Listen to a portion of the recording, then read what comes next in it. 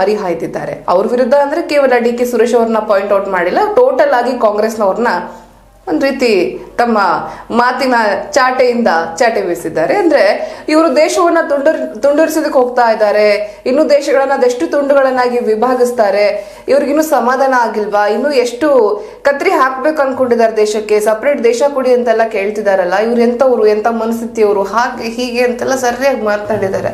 ಇವರು ಒಂದೇ ದೇಶದಲ್ಲಿ ಜನರನ್ನ ಬೇರೆ ಬೇರೆಯಾಗಿ ಡಿವೈಡ್ ಮಾಡಿ ಆಳ್ಬಹುದು, ಅದೇ ರೀತಿ ಡಿವೈಡ್ ಮಾಡಿ ಏನಕ್ಕೆ ಆಳ್ತೀರಪ್ಪ, ಡಿವೈಡೇ ಮಾಡ್ಬಿಡಿ ಅಂತ ಕೇಳಿದಕ್ಕೆ ಇವ್ರಿಗೆ ಇಷ್ಟೊಂದು ಕೋಪ ಬರ್ತಾ ಇದೆ. ಏನ್ ಹೇಳೋಣ ಸರ್ ಇವರಿಗೆ? ನಮ್ಮ ಮಧ್ಯದಾಗಿ ಮೋದಿ ಅವರಿಗೆ ನಾವು ಇವತ್ತು ಕೊನೆ ಭಾಷಣಕ್ಕೆ ಥ್ಯಾಂಕ್ಸ್ ಹೇಳೋದು. ಅವ್ರೇನು ಹೇಳಿ, ಯಾಕಂತಂದ್ರೆ ಅವ್ರ ಅಭಿಪ್ರಾಯವ, ಮತ್ತು ಯಾಕಂದ್ರೆ ಇನ್ನು ಮುಂದಿನ ಚುನಾವಣೆಯಲ್ಲಿ ಅವರು ಗೆಲ್ತಾರಂತ ನಾವು ತಿಳ್ಕೊಳ್ಳೋಣ. ಆದರೆ ಜನಮನದಲ್ಲಿ ಏನದ ಅವ್ರಿಗೆ ಗೊತ್ತದು. ಆದರೆ ಒಂದು ಮಾತು ಸತ್ತಿಲ್ಲ, ದೇಶವನ್ನು ತುಂಡರಿಸುವ ಕೆಲಸ ಕಾಲಕ್ಕೆ ಕಾಂಗ್ರೆಸ್ಸಿಗರು ಮಾಡಿರೋಣ ಅಂತ ವಾದವನ್ನು ಮಾಡ್ತಾ ಇರ್ತಾರೆ ಅವರು. ಬಿ ಜೆ ಪಿಗರನ್ರಿ, RSS ಅನ್ರಿ ಮಾಡ್ತಾರೆ ಅವರು.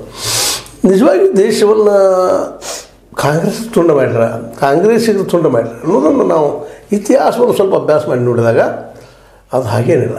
ಯಾಕಂದ್ರೆ ಕಾಲಕ್ಕೆ ಬದಲಾವಣೆಗಳು ಆಗ್ತಾನೆ ಇರ್ತವೆ, ಬೇಡಿಕೆಗಳು ಬರ್ತಾ ಇರ್ತವೆ. ಯಾಕಂತಂದ್ರೆ ಯಾವಾಗ ಕಾಂಗ್ರೆಸ್ ಉದಯ ಆಯಿತು, ಕಾಂಗ್ರೆಸ್ನ ಜೊತೆಗೆ ಅನೇಕ ಹೊಸ ವಿಚಾರಧಾರೆ ಜನ ಬಂದರು. ದೇಶ ಸ್ವತಂತ್ರ ಬಡದಾಟ ಮಾಡುವಂಥದ್ದು, ಹೋರಾಟ ಮಾಡುವಂಥದ್ದು, ತಮ್ಮ ಜೀವನ ಬಲಿ ಕೊಡೋದು ಜನನೂ ಅದ್ರಾಗಿ ಬಂದರು. ಸಾಕಷ್ಟು ಜನ ಬಂದರು. ಲೋಕಮಾನ್ಯ ತಿಲಕರಾಗಿರ್ಬೋದು, ಬಾಲಗಂಗಾಧರ ತಿಲಕರ ಜೊತೆಗೆ ನಮ್ಮ ಗೋಪಾಲಕೃಷ್ಣ ಗೋಖಲೆ ಅವರಾಗಿರ್ಬೋದು, ಒಬ್ಬರು ಇಬ್ಬರು ನೂರಾರು ಮಂದಿ, ಹನಿ ಬಿಸೆಂಟನ್ ಅಂತವ್ರಾಗಿರ್ಬೋದು. ಅವ್ರನ್ನೆಲ್ಲ ನೆನಪು ಮಾಡ್ಕೊಳ್ಳಿಕ್ಕೆ ಒಂದು ಸ್ವಲ್ಪ ಕಷ್ಟ ಆಗ್ತದೆ. ಅಂತ ಜನ ಬಂದಾಗ ಸಹಜವಾಗಿ ಏನದಪ್ಪ ಅಂತಂದರೆ ಈ ದೇಶದಲ್ಲಿ ಇಸ್ಲಾಂ ಆಡಳಿತ ಬಂದಾಗಿಂದ ವಿಶೇಷವಾಗಿ ಮುಸಲ್ಮಾನರು ಈ ದೇಶದ ಪ್ರಜೆಗಳಾಗಿ ಬಿಟ್ಟಿದ್ದರಿಂದಾಗಿ ಅವ್ರಿಗೂ ಹೊರಗೆ ಹೋಗಲೇ ಇಲ್ಲ. ಅವರು ಬ್ರಿಟಿಷರು ಹೆಂಗೆ ಬಂದು ಹೊರಗೆ ಹೋದ್ರು ಹಂಗೆ ಹೋಗಲಿಲ್ಲ, ಇಲ್ಲಿ ಉಳಿದ್ಬಿಟ್ಟರು.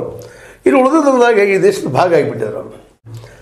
ಅದು ಒಂದನೇದಾಗಿ ಮುಸಲ್ಮಾನರಲ್ಲೇನ್ರಿ ಅಥವಾ ನಮ್ಮಲ್ಲೇನ್ರಿ ಭೇದೋಪಾಯ ಮಾಡಿದವರು ಬ್ರಿಟಿಷರು ಅಂತ ಹೇಳ್ತೀವಿ ನಾವು, ಮುಸ್ಲಿಮ್ರಲ್ಲೇ ಮತ್ತು ನಮ್ಮಲ್ಲೇ. ಯಾಕಂದ್ರೆ 1857 ಏನು ಫಸ್ಟ್ ಸ್ವತಂತ್ರ ಸಂಗ್ರಾಮ ಆಯಿತು. ಬಹದ್ದೂರ್ ಸರ್ ಜಫಾರ್ ಅವರು ಅವತ್ತು ಲೀಡರ್ಶಿಪ್ ಇದ್ದರು. ಮತ್ತು ಚಾಚಾ ಟುಪ್ಪಿ ಅಂತ ಅಲ್ಲಿ ಹಿಂದೂ ಮುಸ್ಲಿಂ ಮಾತೇ ಇರಲಿಲ್ಲ, ಎಲ್ಲ ಕುಡ್ಕೊಂಡು ಮಾಡಿದ್ರು ಅದನ್ನು ಫಸ್ಟ್ ಸಂಗ್ರಾಮದಾಗ. ಅದು ಗೊತ್ತಾಗಿ ಬ್ರಿಟಿಷರು ಏನು ಮಾಡಿದ್ರಪ್ಪ ಅಂದ್ರೆ ಇವ್ರೊಳಗೆ ಒಂದು ಇಟ್ಟು ಬಿಡೋಣಪ್ಪ ಬೆಂಕಿ, ಇವು ಕೂಡಿದ್ರೆ ನಮ್ಮ ಉಡಿಸ್ತಾರೆ ಅಂತೇಳಿ. ಆ ಪ್ರಕಾರದಲ್ಲಿ ಅವ್ರು ಏನು ಮಾಡಿದ್ರಪ್ಪ ಅಂತಂದ್ರೆ ನಮ್ಮಲ್ಲಿ ಭಿನ್ನಾಭಿಪ್ರಾಯ ಮೂಡುವಂಥ ವ್ಯವಸ್ಥೆ ಮಾಡ್ತಾ ಬಂದರು. ಮತ್ತು ಅವ್ರಿಗೆ ಅಧಿಕಾರ ಇತ್ತು, ಮಾಧ್ಯಮನೂ ಅವ್ರ ಕೈಗಿದ್ದು. ಅವತ್ತಿನ ಮಾಧ್ಯಮ ಭಾಳ ಮಹತ್ವದ ಯಾವ ಕಾಲಕ್ಕಾದ್ರು. ಆ ಮಾಧ್ಯಮ ಮೂಲಕ ತಮ್ಮ ಹೆಂಗೆ ಬೇಕೋ ಹಂಗೆ ಮಾಡಿಸ್ಕೊಂಡ್ರು. ಸರ್ಕಾರ ವಿರುದ್ಧ ಮಾತಾಡಿದವ್ರಿಗೆಲ್ಲ ರಾಜದ್ರೋಹಿಗಳಂದರು, ರಾಷ್ಟ್ರದ್ರೋಹಿಗಳಂದರು 124 ಅಂದರೆ ಯಾರೋ ಮಾತಾಡಿ ಏನೋ ಸಣ್ಣ ಮಾತಾಡಿದ್ರು ಬ್ರಿಟಿಷರ ವಿರುದ್ಧ ರಾಷ್ಟ್ರದ್ರೋಹಿ. ಅದು ಇವತ್ತು ಪಾಲಿಸಿ ಆಗ್ಲಿಕ್ಕೆ ಇವತ್ತು ನಮ್ಮ ಹೊಸ ಬ್ರಿಟಿಷರು ಬಂದ ಇವತ್ತು 124 ಪೇ ಮಾಡಾಯ್ತು, ನಮ್ಮದೇ ರಾಷ್ಟ್ರದ ಹೊಸ ಬ್ರಿಟಿಷರು. ಅದರಲ್ಲಿ ಸಾಕಷ್ಟು ಜನ ವಿಚಾರವಂತರನ್ನ